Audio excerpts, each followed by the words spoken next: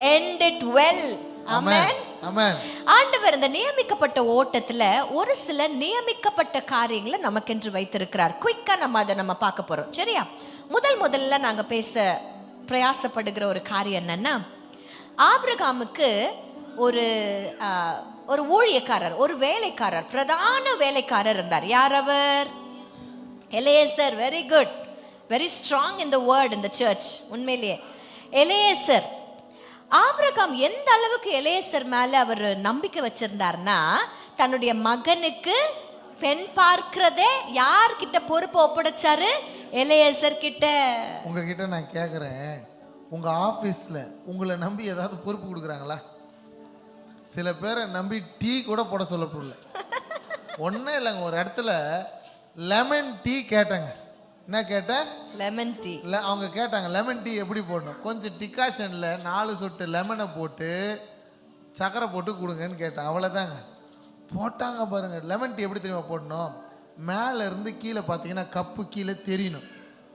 Decoction லைட்டா இருக்கணும். Decoction அவ்வளோ லைட்டாக இருக்கணும். அவ்வளோதான் மேட்ரு. இதுக்கு சொன்னதுக்கு அவங்க பாசம் பொங்கிருச்சு. இந்த டீ தூளை எடுத்து கொட்டி எவ்வளோ பாஸ்டர் ஆசையாக கேட்டுக்கிறார் நம்ம கிட்ட, அதை வாயிலேயே வைக்க முடியாத அளவுக்கு போட்டுட்டு வராங்க. டீ போடுறதுக்கே சில பேரை நம்ப முடியாத மாதிரி இருக்கு. நான் யதார்த்தமாக பேசுகிறேன். உங்களை உங்கள் ஆஃபீஸில் உங்கள் குடும்பத்தில் நம்ப முடியுமா? இது ஒரு வேலைக்காரன் நம்பப்படுகிறான். ஏன் தெரியுமா? அவனுடைய இருதயத்துக்கு உகந்தவனாக, எஜமானுக்கு உத்தமனாக இருந்திருக்கிறான். ஆமென். எஸ். ஆதியாகமத்தின் புஸ்தகம் 24ஆம் அதிகாரத்தினுடைய 14ஆம் வசனத்தை நான் வாசிக்கிறேன். ஆதியாகமம் 24:14. நான் குடிக்க உன் குடத்தை சாய்க்க வேண்டும் என்று நான் சொல்லும் பொழுது, குடி என்றும் உன் ஒட்டகங்களும் குடிக்கும்படி வார்ப்பேன் என்று சொல்லும் பெண் எவளோ அவளே நீர் உம்முடைய ஊழியக்காரனாக்கிய ஈசாக்குக்கு நியமித்தவளாயிருக்கவும் என் எஜமானுக்கு அனுக்கிரகம் செய்தீர் என்று நான் அதனாலே அறியவும் செய்தருளும். இன்னொரு தடவை அந்த வார்த்தையை கரெக்டா சொல்லுங்கம்மா. என் எஜமானுக்கு, அவளே நீர் உம்முடைய ஊழியக்காரனாக்கிய ஈசாக்குக்கு நியமித்தவளாயிருக்கவும். அப்போ எலியேசர் ஜெபிக்கும் பொழுது எப்படி ஜெபிக்கிறார்னா, ஈசாக்குக்கு யார நீங்க நியமிச்சு வச்சிருக்கீங்களோ அந்த பொண்ணை எனக்கு காட்டுங்க. சிம்பிள். நான் ரொம்ப பைத்தியக்காரத்தனமா இருக்கும். ஆனா நான் சொல்ற விஷயம் என்னன்னா, எப்போ நான் புடவை எடுக்க போகணும் அப்படின்னு சொன்னாலும் போகும்போதே ஒரு சின்ன ஜெபம் பண்ணுவேன். ஏசப்பா, எனக்குன்னு இது எனக்கு அப்படின்னு நீங்க நியமிச்சு தறி வச்சு நீங்க நெஞ்சிருப்பாங்கல்ல, அந்த புடவை தான் எனக்கு வேணும்னு கேட்டுட்டு போவேன். ஆண்டவர் அபிஷேகம் பண்ணப்பட்டவனுக்கு உடனே காமிச்சிருவார். கடவுள நுழையிறன்ல, நுழையும் போது அதை எடுங்கன்னுவேன். எடுத்து இங்கே வச்சிருவாங்க. வச்சதும் இவங்களுக்கு மனசு வராது. போவாங்க, கடையே 2ஆ பிரிப்பாங்க. எல்லாத்தையும் பிரித்து மனசு ஓஞ்சதுக்கு அப்புறம் அத்தான் அதை எடுத்துக்கலாமான்னுவாங்க. ரைட்டு, அவ்வளோதான். நான் போன அடுத்த செகண்ட் இதான் நடக்கும். எவ்ரி டைம் இதான் நடக்குது. அடுத்த செகண்ட் எடுத்து வச்சிருவேன். ஏன்னா கர்த்தர் நியமிச்சு வச்சிருக்கிறத கர்த்தர் உங்களுக்கு காமிச்சு கொடுத்துருவார். ஆமென். நிறைய நேரத்தில் இது தெரியாம தான் அது அங்கங்க அலையுது. ஞாபகம் வச்சுங்க, கர்த்தர் உங்க வாழ்க்கைக்கென்று சில நபர்களை நியமித்திருக்கிறார். There are some important people are appointed for your life. Not just husband and wife. Yes. உங்களுக்கென்று நியமிக்கப்பட்ட உங்களுடைய உறவுகளை நம்ம கனம் பண்ண நம்மளால ஓட்டத்தை சூப்பரா முடிச்சிட முடியும். என்னால தைரியமா இன்னைக்கு அநேக பிள்ளைங்க பெற்றோரை மதிக்கிறதே இல்லை. நான் சொல்றேன், உங்க அப்பாவை நீங்க சூஸ் பண்ணலங்க, சூஸ் பண்ணவே இல்லை. இந்த குழந்தை இப்படிதான் பிறக்கணும் அப்படின்னு நீங்க சூஸ் பண்ணவே இல்லை. அவர்கள் கர்த்தர் உங்களுக்கு கொடுத்த உறவுகள். ஆமென். The greatest blessing in my life is my father and my mother. அவங்க லைஃப்ல அவங்க அப்பா, அம்மா, கணவன், மனைவி, தங்கச்சி, தம்பி, பிள்ளைங்க, இந்த உறவை கர்த்தர் ஏற்படுத்தி இருக்கிறார். You are a great honor. அப்பாவும் அம்மாவும், you are a great honor for this family. இந்த குடும்பம். ஆமென் சொல்லுங்களேன். ஆமென். உங்க அப்பா எப்படிப்பட்டவரா இருந்தாலும் அவரை நீங்க மரியாதை கொடுத்தே ஆகணும். ஏன்னா அவர் உங்களுக்காக நியமிக்கப்பட்டவர். ஆமென். கர்த்தர் கர்த்தர் நியமித்த உறவுகள்.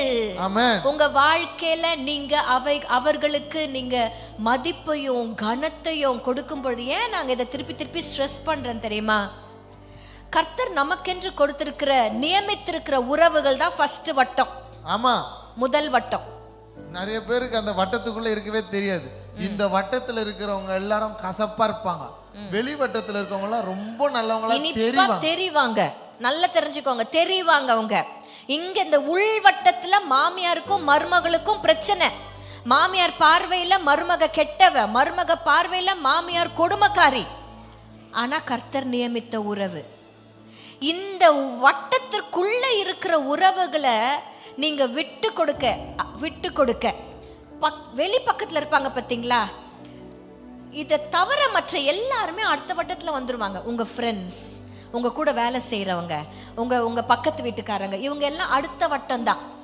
இந்த உள்ள இருக்கிற வட்டத்தை விட்டு கொடுத்து வெளியில இருக்கிற வட்டத்திற்கு நீங்க இம்பார்ட்டன்ஸ் கொடுக்க வாழ்க்கை நாசமா போயிடும். நல்லா புரிஞ்சுக்க பாருங்க. ரோட்ல நம்ம எல்லாருமே டிராவல் பண்றோம், கரெக்டா? ரோட்ல காரும் போகுது, பைக்கும் போகுது, பஸ்ஸும் போகுது, சைக்கிளும் போகுது. சைக்கிள போறவரை சைக்கிளோட தூக்கி கார்ல ஏத்திக்கிறோமா? ஏத்த முடியுமா? அந்த அறிவு இருக்க உங்களுக்கு கார் என்பது ஃபேமிலி.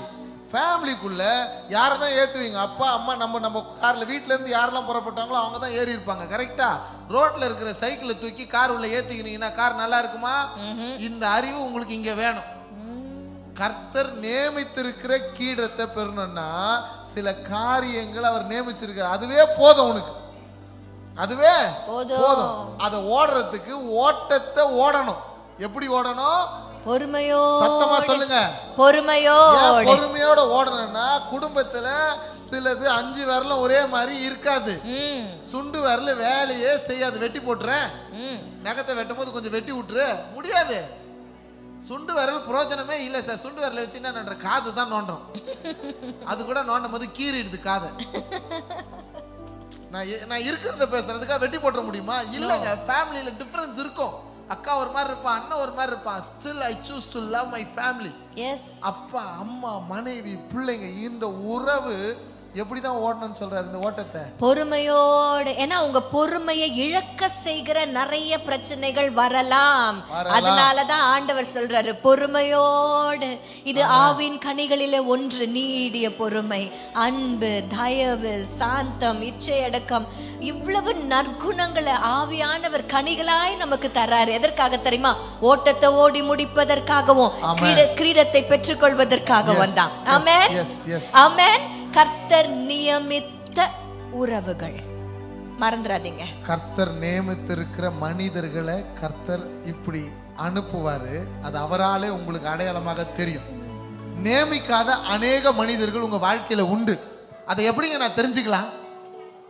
தெரிஞ்சுக்க முடியுமா முடியாதா? சொல்லுமா, முடியுமா முடியாது? எப்படி தெரியல? ஒரு ஐடியா சொல்லுங்களேன், நீங்க சொல்லுங்களேன்.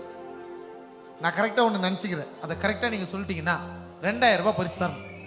Happy Christmas. சரிங்க, இவங்கெல்லாம் சிரிக்கிறாங்க, கொடுங்க. 2500 ரூபாய் தரேன், கொடுங்க, வச்சு. மேல இருக்கிறவங்க பதில் சொன்னாங்கன்னா 3000 ரூபாய். ஐயோ.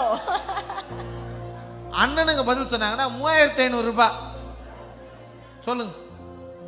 நான் நினைச்சுக்கிற பதில கரெக்டா சொல்லணும். என்ன கேள்வி சொன்னப்பா? நமக்கு நியமிக்கப்படாத உறவுகள் அப்படின்னு சொல்லிட்டு எப்படி கண்டுபிடிக்கிறது? கரெக்ட். ஜோம் பண்ணுமா சொல்றாங்க எல்லாரும். என்னக்கா?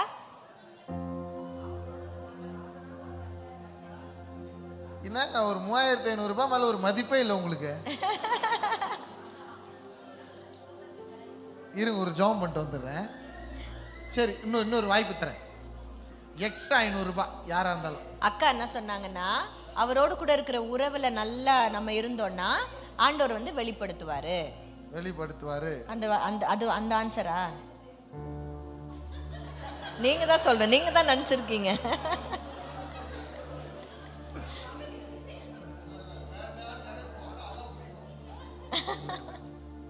வக்கீல் சார் வக்கீல் மாதிரியே பேசுறாரு.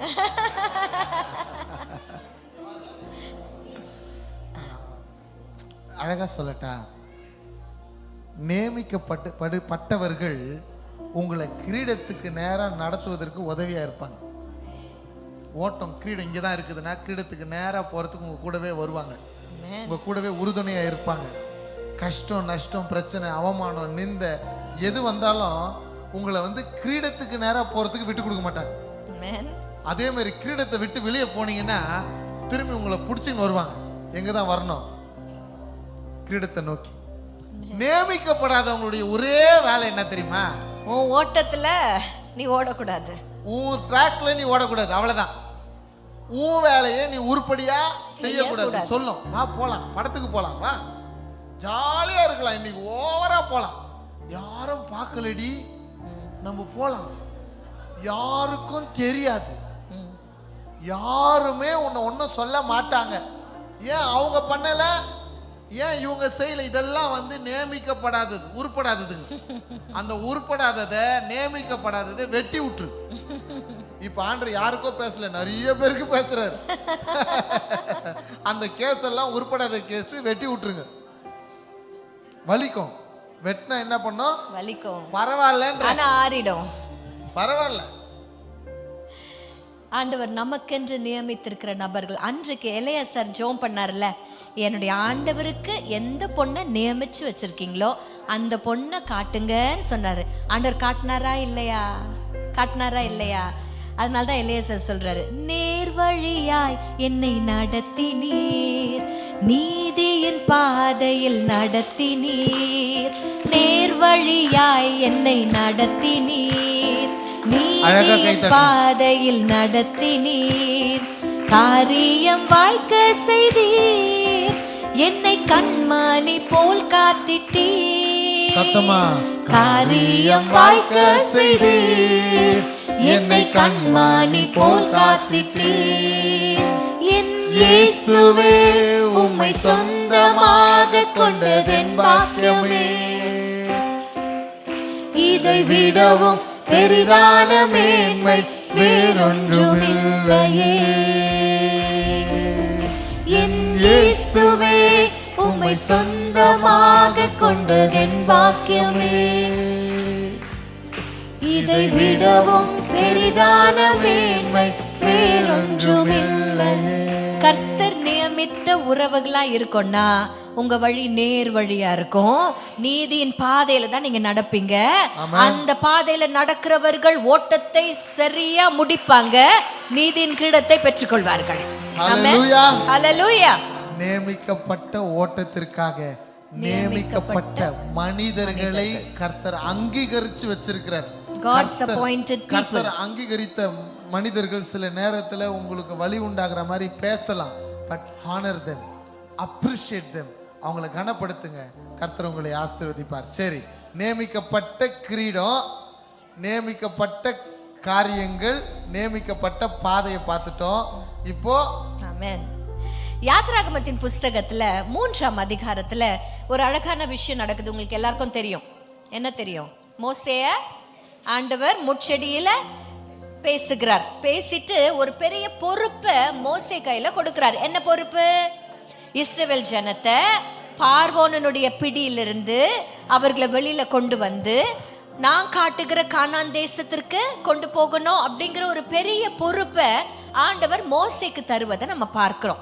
அப்படி தரும் பொழுது ஆண்டவர் ரொம்ப ஸ்பெசிபிக்கா மோசஸ் கிட்ட சொல்லுகிற ஒரு எங்க சந்திச்சாரு மோசேய? முட்செடியில, மலையில. எந்த மலையில அவர் சந்திக்கிறாரோ மோசே கிட்ட சொல்றாரு, இதே மலையில நீங்க திரும்பி வருவீங்க. கரெக்டா? அந்த வசனத்தை எடுத்து வாசிக்கலாமா? 3ஆம் அதிகாரத்தினுடைய 12ஆம் வசனம். 3:12. அதற்கு அவர், நான் உன்னோட இருப்பேன், நீ ஜனத்தை எகிப்திலிருந்து அழைத்து வந்த பின் நீங்கள் இந்த மலையில் தேவனுக்கு ஆராதனை செய்வீர்கள். அப்போ தேவன் ஆராதனை செய்வதற்கென்று ஒரு இடத்தை அவர் நியமிக்கிறார். கரெக்டா? கரெக்டா? அதனாலதான் பார்வோன் நடுவுல குழப்புறாரு. யாரு? மோசேவை. இங்க பாருங்க, இங்கேயே ஆராதனை செஞ்சிருங்களேன். எங்க? எகிப்திலேயே ஆண்டவர் ஆராதனை செய்ய சொன்னாரு. எங்க சொன்னாரு? அந்த மலைக்கு. பார்வோன் கொஞ்ச நேரம் கழிச்சு என்னப்பா சொல்றாரு? திரும்ப நீங்க ரொம்ப தூரம் போயிடாதீங்க, ரொம்ப தூரம் போயிடாதீங்க, கொஞ்சம் பக்கத்துல போங்கன்றார். அதுக்கப்புறம் என்ன சொல்றாரு, நீங்க எல்லாரும் போகாதீங்க, ஆம்பளைங்க மட்டும் போங்கன்றாரு. அதுக்கப்புறம் என்ன சொல்றாரு, நீங்க எல்லாம் போங்க, ஆடு மாடுகள்லாம் இங்கேயே இருக்கட்டும்ன்றார். ஆமா, இவ்வளவோ சொல்லி பண்ற. ஆனா ஆண்டவர் சொன்ன விஷயம் என்னன்னா, நீங்க எல்லாரும் எங்க வருவீங்க? இந்த மலைக்கு. இந்த மலையில என்னை ஆராதனை செய்வீர்கள். ஆண்டவர் இந்த இடத்தை நியமிக்கிறார். இதே யாத்ராகமம் 15ஆம் அதிகாரத்தினுடைய 17ஆம் வசனத்தை நான் வாசிக்கிறேன். யாத்ராகமம் 15:17. நீ அவர்களை கொண்டு போய் கர்த்தராகிய தேவரீர் வாசம் பண்ணுகிறதற்கு நியமித்த ஸ்தானமாகிய உம்முடைய சுதந்திரத்தின் பர்வதத்திலும் ஆண்டவராகிய தேவரீருடைய கரங்கள் ஸ்தாபித்த பரிசுத்த ஸ்தலத்திலும் அவர்களை, சொல்லுங்க, அவர்களை நாட்டுவீர். கர்த்தர் தம்முடைய ஜனத்தை எங்க தான் நாட்டுவாரா? அவர் நியமித்த ஸ்தானத்துல அவர்கள் நாட்டப்படுவார்கள் என்றால் அவர்கள் செழித்து வளருவார்கள். நல்லா புரிஞ்சுக்க பாருங்க, உங்க ஓட்டத்தை ஓடுவதற்கு சில மனிதர்களை கர்த்தர் நியமிச்சிடறார். திரும்ப புரிஞ்சுங்க, நல்லா புரிஞ்சுங்க. ஏன் இந்த மனிதர்களை நியமிக்கிறார்னா, உங்களுக்கு நியமிக்கப்பட்ட ஓட்டத்தை ஓடி முடிக்கும் போது உங்களுக்கு என்ன இருக்குது? கிரீடம் இருக்கு. சத்தமா சொல்லுங்க, கிரீடம் இருக்கு. அந்த கிரீடத்தை போய் பிடிக்கிறதுக்கு நீங்க பொறுமையா என்ன பண்ணணும்? ஓடணும். எப்படி ஓடணும்? நியமிக்கப்பட்ட ஓட்டத்தை பொறுமையோடு. அந்த பொறுமையோடு ஓடுகிற ஓட்டத்துல உங்க கூட ஒத்தாசையா, உதவியா, உறுதுணையா, ஆறுதலா இருக்கிறதுக்கு சில மனிதர்களை கர்த்தர் நியமிக்கிறார். ஆமா, எங்க அம்மா சொல்லுவாங்க, ஜெஸ்ஸி வந்ததும் நீ வேற மாதிரி ஆயிட்டடான்னு சொல்லுவாங்க. அதுக்கு முன்னாடி நான் வேற மாதிரி இருந்துக்கிறேன், எங்க அம்மாவுக்கு தெரியும். ஜெஸ்ஸி என் வாழ்க்கையில கர்த்தர் நியமித்து இருக்கிறார். இப்போ இந்த நபர்களை கர்த்தர் இந்த ஓட்டத்துல சில இடங்களை அனுமதி கொடுத்திருக்கிறார். அந்த இடங்களில நாம் நாட்டப்பட்டாதான் ஓட்டத்தை ஓடி முடிக்க முடியும். ஆமென். ஆண்டவருக்கு பிரியமில்லாத, இல்ல அவர் நியமிக்காத இடங்களுக்கு நாம் செல்லும் பொழுது you cannot finish well.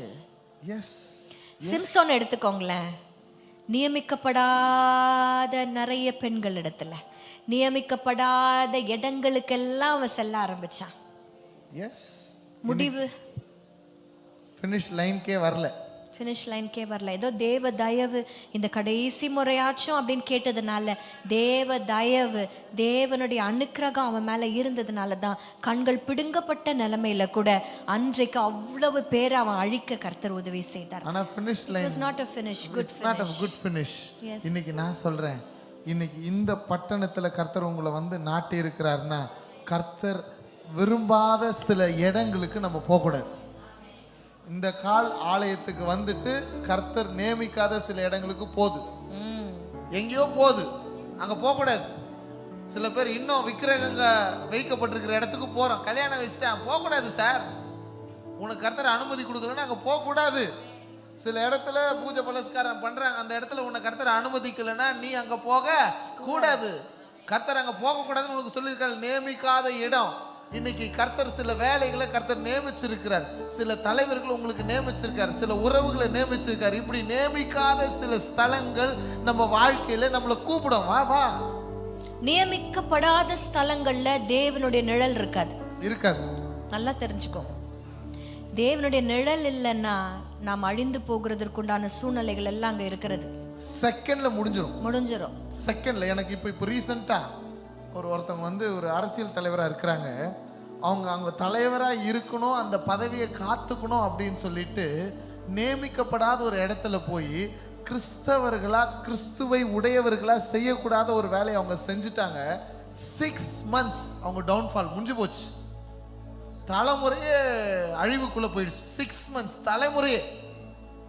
தலைமுறையே நியமிக்கப்படாத ஸ்தலங்களுக்கு எவ்வளவுதான் கொடுத்தாலும், கோடி ரூபாய் கொடுத்தாலும் நீ போக கூடாது.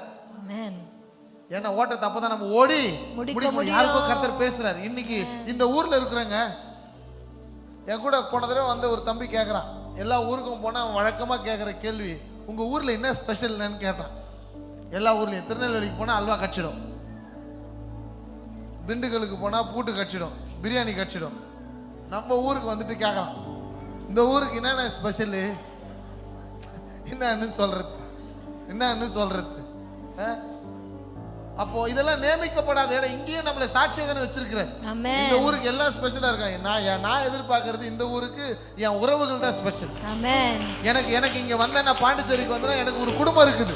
நைட்டு 11 மணிக்கு இந்த சர்ச்ல பேசுறதுக்கு நான் ஒரு நாள் வரல. ஆனா நைட்டு 11 மணிக்கு ஹட்சன் வீட்டுக்கு நான் வந்தேன். 11 o'clock ஏன்னா மீட்டிங் முடிஞ்சது நேரம் சொன்னேன். எனக்கு ஒரு உறவு இருக்கிற அந்த உறவை நான் சந்தித்தே செல்வேன். அன்று இரவு என் குடும்பத்துக்கு வந்துட்டு தானே நான் போனேன். வந்துட்டு சந்திச்சேன், அப்பாவை சந்திச்சேன், அம்மாவை சந்திச்சேன், என் குடும்பத்தை பார்த்துட்டு தானே போனேன். ஏதோ ஒரு விசேஷம் நமக்கு இருக்குதுங்க. அப்ப நியமிக்கப்படாத ஸ்தலம் எத்தனையோ இருக்குது. அந்த ஸ்தலத்துக்கு நம்ம போக கூடாது. ஆமென். போனா ஓட்டத்தை முடிக்க முடியாது. அதுக்கு தான் ஆவியானவர் உதவி செய்வார் நம்மளுக்கு. இல்ல அழகா பாடுறோம்ல, எங்க செல்ல வேண்டும், என்ன சொல்ல வேண்டும், வழி நடத்தும் ஆவியானவரே. எங்கு செல்ல வேண்டும், என்ன சொல்ல வேண்டும், வழி நடத்தும் ஆவியானவரே. உம் விருப்பம் இல்லாத இடங்களுக்கு செல்லாமல் தடுத்து நிறுத்தும் ஆவியானவரே. உம் விருப்பம் இல்லாத இடங்களுக்கு செல்லாமல் தடுத்து நிறுத்தும் ஆவியானவரே. ஆவியானவரே, ஆவியானவரே, பரிசுத்த ஆவியானவரே, ஆவியானவரே, ஆவியானவரே, பரிசுத்த ஆவியானவரே. ஹல்லேலூயா, ஹல்லேலூயா. இது நம்ம கிறிஸ்மஸ் அன்னைக்கு லூக்கா 2 போய் அப்புறமா போய் வாசிச்சு பாருங்களேன். யோசேப்புக்கென்று நியமிக்கப்பட்ட மரியாள் ஆண்டவருக்கு தேவைப்பட்டாங்க. ஆமென். ஆண்டவர் பிறப்பதற்காக நியமிக்கப்பட்ட இடம் எது? பெத்லகேம். அந்த பெத்லகேம்ல ஜீசஸ் பிறக்கணும்னா அந்த நாட்டு மன்னன் ஒரு குடிமதிப்பை அனௌன்ஸ் பண்ணணும். ஊர் உலகத்தில் இருக்கிறவங்க எல்லாரும் அவங்கவுங்க ஊருக்கு திரும்பி வரணும். அப்படி திரும்பி வந்ததுனால தான் யோசேப்பால பெத்லகேமுக்கு வர முடிஞ்சது. இதெல்லாம் ஆண்டவர் அழகா பிளான் பண்ணார். நியமித்திருக்கிற ஓட்டம் இதுதான். நியமிக்கப்பட்டவர்கள் ஒன்றிணைந்து நியமிக்கப்பட்ட இடத்துல பிறந்தவர் தான் இயேசு கிறிஸ்து. அதான் மகிமை, அதான் மகிமை. இன்றைக்கும் கொண்டாடி கொண்டிருக்கிறோம் அந்த மனுஷனை, அந்த தெய்வத்தை, அந்த தெய்வமாய் மனுஷனாய் மாறி போன என் தெய்வத்தை கொண்டாடி கொண்டிருக்கிறோம். 2024 so many years after his birth still we are celebrating. என்னமோ இன்னைக்கு ஒரு குழந்தை பிறந்த மாதிரி அப்படி ஒரு சந்தோஷம். எதற்காக தெரியுமா? அவர் நியமித்திருக்கிற ஓட்டத்துல நியமிக்கப்பட்டவர்கள் நியமித்த இடத்துல அவர் பிறந்ததுனால தான். ஆமென், ஆமென், ஆமென். இன்றைக்கு கர்த்தர் நியமிக்கிற பர்சன்ஸ் மாத்திரம் இல்ல, காட்ஸ் அப்பாயிண்டட் பீப்புள் மாத்திரம் இல்ல, காட்ஸ் அப்பாயிண்டட் பிளேசஸ் மாத்திரம் இல்ல. ஆண்டவர் பழைய ஏற்பாட்டுல ஒரு சில கட்டளைகளை நியமங்களை நியமித்து கொடுத்தார். யாருக்குன்னா விசேஷமாய் ஆரோனுக்கும் லேவியர்களுக்கும் அந்த லேவி கோத்திரத்துல ஆசாரியத்துவத்திற்கும் நிறைய கட்டளைகளை கர்த்தர் நியமிச்சுட்டு சொல்லிட்டாரு. இது நித்தியமாய் நீ பின்பற்ற வேண்டிய கட்டளைகள். கட்டளை அப்படின்னாலே நம்மளுக்கு கொஞ்சம் கஷ்டமா இருக்குதுல்ல, ரொம்ப ஸ்ட்ராங்கான ஒரு வேர்டு கட்டளை அப்படின்னா. ஆமா, ரொம்ப ஹார்டா ஆர்டர்ஸ். ஆமா, யூ ஹாவ் டு ஒபே அப்படிங்கிற மாதிரி. இந்த கட்டளைகள் 10 கட்டளைகள் மோசேக்கு ஆண்டவர் கொடுத்தார். அது மாத்திரம் இல்லாம நியாயப்பிரமாணத்துல 613 கட்டளைகள் மோசேயால நிறுவப்பட்டது இருந்தது. இவ்வளோத்தையும் ஃபாலோ பண்ணும். ஏன்னா இவைகள் எல்லாம் நியமிக்கப்பட்ட கட்டளைகள். ஆண்டவராகிய இயேசு கிறிஸ்து வந்தார். வந்துட்டு மலை பிரசங்கத்துல சொன்னார், இந்த பாருங்க இதெல்லாம் அப்படி இருக்குதா கட்டளை, நான் உங்களுக்கு சொல்லுகிறேன் அப்படின்ட்டு ஒரு சில பிரமாணங்களை, ஒரு சில கொள்கைகளை, நான் அந்த வேர்டு தான் நான் யூஸ் பண்ணுவேன். I will say Jesus gave us not commandments, he gave us principles to follow. என்ன கொடுத்தாரு தெரியுமா? கொள்கைகள். இப்படிதான் நீ வாழணும் மகனே மகளே. உன் சத்ரு கண்ணுக்கு கண் பல்லுக்கு பல். எவனா ஒருத்தன் கண்ணை நோண்டானா நீ திருப்பி அவன் கண்ணை நோண்டு. எல்லாத்தையும் சுருக்கி ரெண்டா மாத்திட்டாரு. அவ்வளவுதான், ரெண்டே விஷயமா மாத்திட்டாரு. பிரின்சிபிள ரெண்டே விஷயமா மாத்திட்டாரு. ஒண்ணு, என்ன நேசி, இன்னொன்னு உன்னை நேசிக்கிறது போல பிறனை நேசி. அதான் நல்லா கவனிங்களேன். இப்படி தூக்குனா மேலே போயிடுது, ஆண்டவர் போயிடுறாரு. ரெண்டு கை இப்படி நீட்டினா என்ன ஆயிடுது தெரியுமா? கிராஸ் வந்துடுது. அவ்வளவுதான், அவ்வளவுதான். இதான் ஆண்டவர் சொல்லி கொடுத்தார். God has appointed this principles in our life. கிறிஸ்துவர்கள் இப்படிதான், கிறிஸ்துவை உடையவர்கள் இப்படிதான் வாழணும்ட்டு ஆண்டவர் நிறைய எழுதி வச்சிருக்கிறார். எப்படியும் வாழலாம் அப்படின்னு உலகம் சொன்னாலும் கிறிஸ்தவ வாழ்க்கை இப்படிதான் வாழணும். நமக்கென்று கர்த்தர் இப்படிதான் நியமித்து வச்சிருக்கிறார். சத்ருவானவன் முன்னாடி வரானா, சத்ருவை சிநேகிக்க சொல்றாருன்னா, it is a principle to follow. Yes.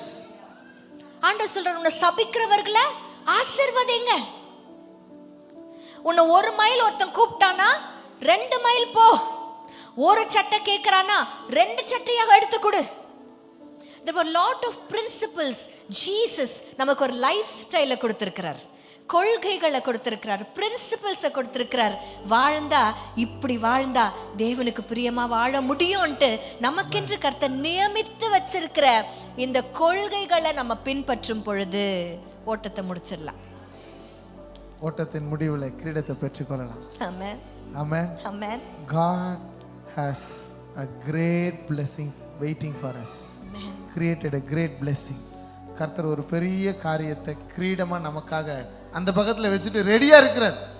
அந்த கிரீடத்தை பெற்றுக்கொள்வதற்காக சில காரியங்களை நியமித்து இருக்கிறார். எஸ்தர் ராஜாத்திக்கு நியமித்தது போல அவளுடைய ஃபோக்கஸ் எல்லாம் எனக்கு நியமித்ததை அல்லாமல் வேற ஒன்றும் எனக்கு வேண்டாம்னு சொல்லுகிற தைரியம் அவளுக்கு இருந்ததுனால அவ ராஜாத்தியா மறிக்கிரீடத்தை பெற்றுக்கொண்டா. இப்போ உங்களுக்கும் கர்த்தர் சில காரியங்களை நியமித்து இருக்கிறார். அந்த காரியத்துல முதல் காரியம் பொறுமையோட ஓடக்கூடிய நியமிக்கப்பட்டிருக்கிற ஓட்டம். அதுக்கு ஒரே வழிதான் தெரியும், அதுக்கு நேர் பாதை தான் தெரியும். எங்க தெரியுமா? விசுவாசத்தை துவக்குகிறவர், விசுவாசத்தை முடிக்கிறவர், அவரை பார்த்து ஓடணும். அவ்வளவுதான், வேற யாரையும் பார்த்து ஓடாது. பக்கத்து வீட்டுக்காரன் நான் ஒரு சில ஊர்ல பாக்குறேங்க, வீடு என்னமோ ஃபர்ஸ்ட் ஃப்ளோர் தான், ஒரு ஃப்ளோர் தான் இருக்குது, ஆனா டேங்க் 2 மாடிக்கு மேல இருக்குது. நான் கேட்குறேன், டேங்க் கழுவுறவன் எவ்வளோ கஷ்டப்படுவான். என்னடான்னு கேட்டா பக்கத்து வீட்டுக்காரன் பெருசா வீடு கட்டிட்டானா, அவனை விட என் வீடு பெருசா இருக்கணும், டேங்கை மட்டும் 3 மாடிக்கு மேலே. என்னையா அறிவு? உன் ஓட்டத்தை மட்டும் ஒழுங்கா ஓடணும். நமக்கென்று ஒரு நியமிக்கப்பட்ட ஓட்டம் இருக்கு. அது பக்கத்துல இருக்கிறவங்க ஓட்டமோ உங்க ஓட்டமோ ஒன்னா இருக்கணும்னு அவசியம் இல்லை. உங்களுக்கென்று கர்த்தர் ஒரு ஓட்டத்தை நியமிச்சிருக்கிறார். உங்களுக்கென்று ஒரு சில நபர்களை கர்த்தர் நியமித்திருக்கிறார், அனுமதி கொடுத்திருக்கிறார். உங்களுக்கென்று ஒரு சில இடங்களை கர்த்தர் அனுமதித்திருக்கிறார். உங்களுக்கென்று ஒரு சில கொள்கைகளை, ஒரு சில பிரின்சிபிள்ஸை கர்த்தர் அனுமதிக்கிறார். இவைகளை எல்லாம் நம்ம பொறுமையுடன் ஏற்றுக்கொண்டு பொறுமையுடன் ஓடும் பொழுது we will finish well. Amen. அந்த பக்கத்துல அப்பா நிக்கிறார், முழங்கால் படிட்டு கல் எறியுண்டு அந்த பக்கத்துல அவன் இருக்கிறான். ஸ்தேவான் மேல அப்பாவை பார்க்கறான். பார்த்தானா இல்லையா? அவன் கலங்கவே இல்லைங்க. அந்த பக்கத்துல அப்பா ரெடியா இருக்கிறார். இன்னைக்கு உங்களையும் என்னையும் பார்த்தாண்டு ஒரு வார்த்தை சொல்ல போறார், உண்மையும் உத்தமமான ஊழியக்காரனே உள்ள பிரவேசி சொல்வாரா? இது நியமிக்கப்பட்ட வேலையை தான் செய்ய போறோம். நியமிக்கப்பட்ட கிரீடம் ரெடியா இருக்குது. அதுக்கான இந்த நியமிக்கப்பட்ட இந்த காரியங்களை நம்ம பின்பற்றுவோம். பொறுமை சொல்லுங்க, பொறுமை. எல்லாத்துலயும் பொறுமை, எல்லாத்துலயும். இந்த பொறுமையை இன்னைக்கு போய் எங்க தெரியுமா காமிக்க போறீங்க? உங்க வீட்டுல காமிக்க போறீங்க. உங்க அப்பா கிட்ட, உங்க அம்மா கிட்ட, உங்க மனைவி கிட்ட, உங்க பிள்ளைங்க கிட்ட கொஞ்சம் பொறுமையா இருங்க. அவ்வளவுதான்.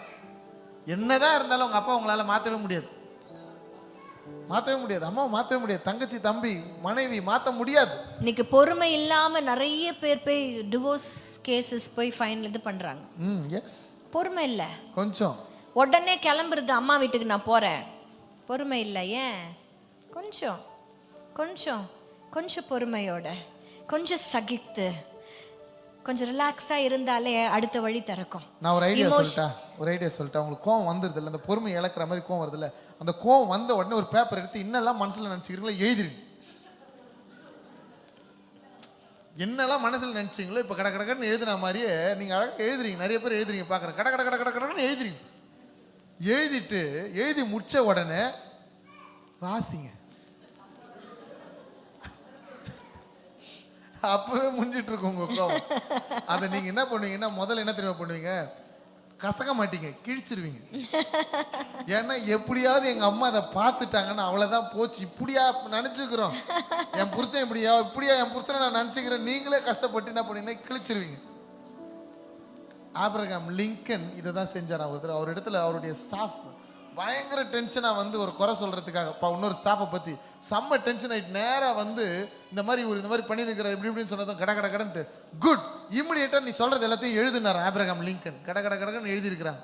எழுதினதுக்கு அப்புறம் என்ன பண்ணாரா, நீ அதை படிச்சு பாருன்னு சொன்னாராம். படிச்சு பார்த்ததுக்கு அப்புறம் ஆபிரகாம் கொடுன்னு என்கிட்ட கேட்டிருக்காரு, நான் கொடுக்க மாட்டேன்னு சொல்லிட்டு கிழிச்சிட்டு இருக்கிறாரு. அவ்வளவுதான், முடிஞ்சு போச்சு. இதை நீங்க செய்யுங்க. அதனாலதான் ஆண்டவர் அந்த பொறுமையை ரொம்ப இன்சிஸ்ட் பண்றார். ஒரே ஒரு வசனத்தை சொல்லி முடிச்சிட்டுமா? பிரசங்கியின் புஸ்தகம் 7ஆம் அதிகாரம் 8ஆம் வசனம். ஏன் அந்த பொறுமை ரொம்ப அவசியங்கிறது இந்த வசனத்துல நம்மளுக்கு ஆண்டவர் சொல்லி கொடுக்கிறார். ஒரு காரியத்தின் துவக்கத்தை பார்க்கிலும் அதன் முடிவு நல்லது. பெருமை உள்ளவனை பார்க்கிலும் பொறுமை உள்ளவன் உத்தமன். ஓட்டத்தை ஓடி முடிக்கிறது எவ்வளவு இம்பார்ட்டண்ட்டோ அவ்வளவு இம்பார்ட்டன்ட் பொறுமை. அதனால தான் ரெண்டுத்தையும் எப்பவுமே ஒரு திருக்குறள் எடுத்துக்கிட்டிங்கன்னா ரெண்டு வரிகள் தான், ஆனால் ஒன்று சேர்ந்துருக்கும். இந்த ரெண்டு விஷயமே ஒரே வசனத்தில் இருப்பதற்கு ரீசன் அதுதான். ஒரு காரியத்தை நம்ம ஓட்டத்தை துவங்கிட்டோம், ஆனால் we have to finish well. நம்ம முடிவு நல்லா இருக்கணும். நம்ம மரித்த பிறகு கூட நம்மளை குறித்து 4 பேர் பேசணும், இந்த பிள்ளை நல்லா வாழ்ந்து முடிச்சா, கர்த்தர் அவனுக்கென்று வைத்திருந்த ஓட்டத்தை ஓடி முடிச்சான்ட்டு 4 பேர் நம்மளை குறித்து பெருமையாக பேசுகிற அளவுக்கு வாழ்ந்து முடிக்கணும்னா நமக்கு பொறுமை ரொம்ப அவசியம். ஆமென். இன்னைக்கு ஆண்டரை பார்த்து கேளுங்க, இயேசுப்பா எனக்கென்று நியமித்திருக்கிற ஓட்டத்தை பொறுமையோடு ஓட எனக்கு உதவி செய்யுங்க ஆண்டவரே. எனக்கென்று நியமித்த காரியமே அல்லாமல் வேறு ஒன்றும் எனக்கு வேண்டாம். சொல்லுங்க, எனக்கென்று நியமித்த காரியமே அல்லாமல் வேறு ஒன்றும் எனக்கு வேண்டாம். எனக்கு குறித்ததை நிறைவேற்றி முடிப்பவர் நீரே ஐயா, நீரே எனக்காக யாவையும் செய்து முடிப்பவர் நீரே ஐயா, நீரே எனக்கு குறித்ததை நிறைவேற்றி முடிப்பவர் நீரே ஐயா, நீரே எனக்காக யாவையும் செய்து முடித்தவர் நீரே ஐயா, நீரே. அப்பா உமக்கு ஸ்தோத்திரம், அன்பே உமக்கு ஸ்தோத்திரம், அப்பா உமக்கு ஸ்தோத்திரம், அன்பே உமக்கு ஸ்தோத்திரம். நன்றி அப்பா, நன்றி செலுத்துகிறோம். நியமித்திருக்கிற ஓட்டத்தை ஓடி முடிச்சு நீங்க வைத்திருக்கிற கிரீடத்தை பவுல போல நாங்க சொல்லி வந்து ஜெயித்து முடிக்கணும் ஆண்டவர். விசுவாசத்தை காத்துக்கொண்டு உம்முடைய நாமத்தின் ஜனத்தை மனதார நிறைவாய் ஆசீர்வதித்து அனுப்புவோம். இவர்கள் எல்லாரும் உம்முடைய ராஜ்யத்தின் மகிமைக்காக ஆண்டவரே நியமிக்கப்பட்டிருக்கிற ஓட்டத்தை ஜெயமாய் ஓடி முடிக்கட்டும் வாழ்த்துகிறோம் இயேசுவின் நாமத்தில் பிதாவே. ஆமென். ஆமென். ஆமென். Thank you and God bless.